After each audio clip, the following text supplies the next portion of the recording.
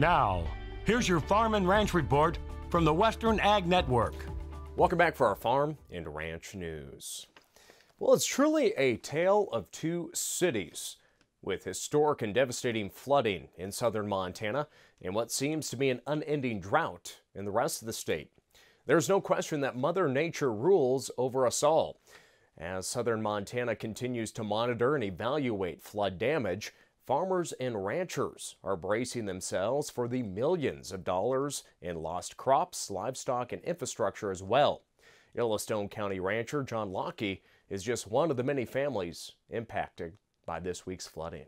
You know, it's been very encouraging when you look at how we treat each other in agriculture. More often than not, they're throwing open their doors. Hey, I've got room for cows. I got room for a few horses. Bring them over. Heck, I got a little stack of hay. Go ahead and just grab a bale. What do you got to do? Just go for it. This video right here is the neighbor's place that we evacuated.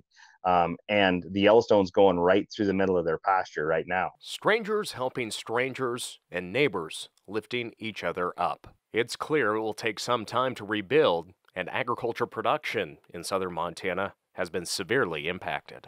Well, if any of those fields were flooded, they're going to have a heck of a time with it. They're just, in that they're pretty critical stage.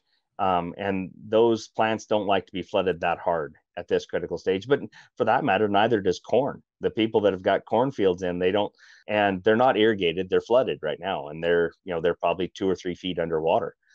So it's going to be an absolute mess for a lot of irrigated guys. But no one's really talking the story right now of the millions of dollars worth of farm ground that is getting destroyed. We've got sand and rocks and debris that's being pushed out across all these fields. And now a lot of times it's just left for the producer to clean it up on your own. So we've got to step up and try to do that and help ourselves out.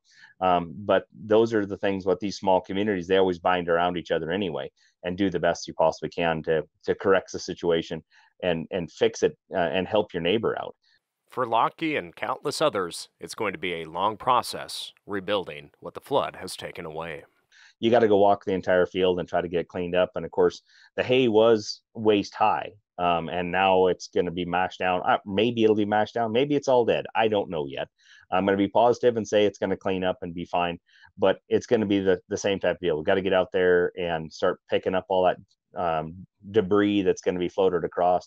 But there's a lot of fence needs to be rebuilt. And just this is one of them ones that it's going to be a long summer to fix everything. Now, we will have more important information on how farmers and ranchers can track and report their losses to USDA after this. Beef farmers and ranchers around the country are implementing land-conserving, wildlife-protecting, award-winning environmental efforts. Learn more about how beef farmers and ranchers are rethinking the ranch. Returning back today, as producers start to see the full impact of this week's flooding, USDA will begin working to complete loss assessment reports that will flow to agency headquarters and initiate USDA response programs. USDA has told us they're encouraging local producers to contact their local USDA service center and report damage and losses of livestock, crops, and ag infrastructure.